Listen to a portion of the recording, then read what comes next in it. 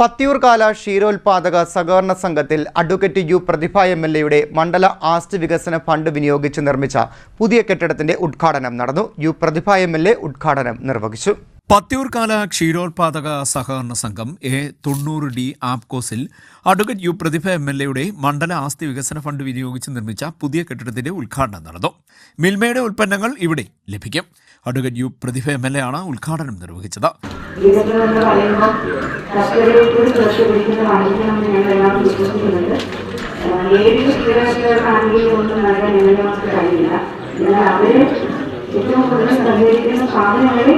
സഹായിക്കുന്നത് മാത്രമാണ് ഇടപെടുന്നത്. നമ്മുടെ ബാങ്കിന്റെ അത് സെലിബ്രേഷനൊക്കെ ആയിട്ട് ഡിഗ്രി വിളിക്കുന്നത് 11 മണിയാണ്. അപ്പോൾ ഞാൻ കുറച്ച് വൈകി പോയതുകൊണ്ട് നിങ്ങൾ ദീർഘമായിട്ടൊന്നും ഇവിടെ സമാധാനത്തിന്റെ കഴിഞ്ഞൊക്കെ ഞങ്ങൾക്ക് കാര്യമെല്ലാം ഒരു ഇറങ്ങുമായിരുന്നു. അപ്പോൾ അദ്ദേഹത്തിലുള്ള പല കാര്യങ്ങളൊക്കെ പറഞ്ഞിട്ടുണ്ട്. ഒരു കാര്യം ഇങ്ങനെ എല്ലാവരും വികസനങ്ങൾ ചർച്ച ചെയ്യണം എന്ന് ഞാൻ അഭിപ്രായമാണ്. ഒന്നും നമ്മുടെ നാട്ടിൽ വികസനം ചർച്ച ചെയ്യുന്നില്ല. നമുക്ക്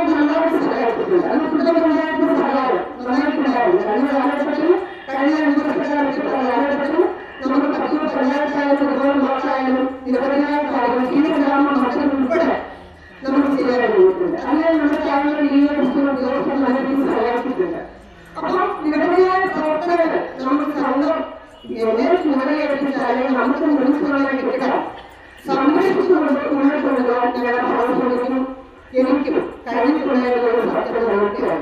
പക്ഷെ ചിലരെങ്കിലും ചിലപ്പോൾ പറയും അങ്ങനെയാണെന്ന് പറയുന്നത് ഞങ്ങളുടെ ഭക്ഷണവും ക്ഷീരകർഷകർ ഞങ്ങൾ സംഘത്തിലുണ്ട്. അതിന് 4 അഞ്ചോ കൃഷികളോ കഴിഞ്ഞ പ്രധാനമായിട്ടുണ്ടായ പ്രശ്നങ്ങൾ വളരെ കഴിയാതെ പഠിച്ചിട്ടുണ്ട്. ചില കാര്യങ്ങളൊക്കെ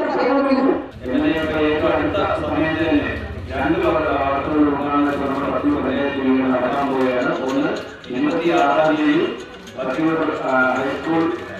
ഹൈസ്കൂളിലെ ഉദ്ഘാടനമാണ്.